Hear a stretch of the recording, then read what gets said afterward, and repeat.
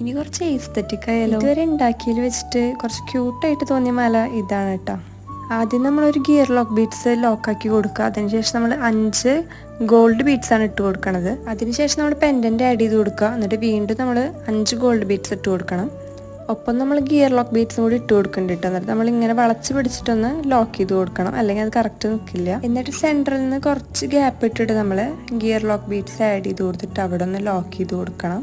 എന്നിട്ട് നമ്മൾ നേരത്തെ ആഡ് ചെയ്ത സെയിം ഗോൾഡ് ബീഡ്സ് ഒരു 3 എണ്ണം ഇട്ട് കൊടുക്കുക. എന്നിട്ട് അവിടെയും നമ്മൾ ഗിയർ ലോക്ക് ബീഡ്സ് വെച്ചിട്ടൊന്ന് ലോക്ക് ചെയ്ത് കൊടുക്കണം കേട്ടോ. ഇപ്പോൾ ചെയ്തത് നമ്മൾ സെയിം അപ്പുറത്തെ സൈഡിലും ചെയ്ത് കൊടുക്കണം. കുറച്ച് ഗ്യാപ്പ് ഇട്ടിട്ട് ഒരു ഗിയർ ലോക്ക് ബീഡ്സ് ലോക്ക് ചെയ്ത് കൊടുക്കുക. എന്നിട്ട് 3 ഗോൾഡ് ബീഡ്സ് ആഡ് ചെയ്തിട്ട് വീണ്ടും ഒരു ഗിയർ ലോക്ക് ബീഡ്സ് ഇട്ടിട്ട് ലോക്ക് ചെയ്ത് കൊടുക്കണം കേട്ടോ. എന്നിട്ട് നമ്മുടെ ലാസ്റ്റ് സ്റ്റെപ്പായ ഈ കുളത്തിടലാണ്. അത് നമ്മൾ 2 സൈഡിലും ചെയ്ത് കൊടുക്കും. അപ്പോൾ നമ്മുടെ മാല ഇവിടെ സെറ്റ് ആയിട്ട് പേസ്റ്റൽ ഷെയ്ഡ്സ് ഡ്രസ്സിനൊക്കെ അടിപൊളിയായിരിക്കും കേട്ടോ.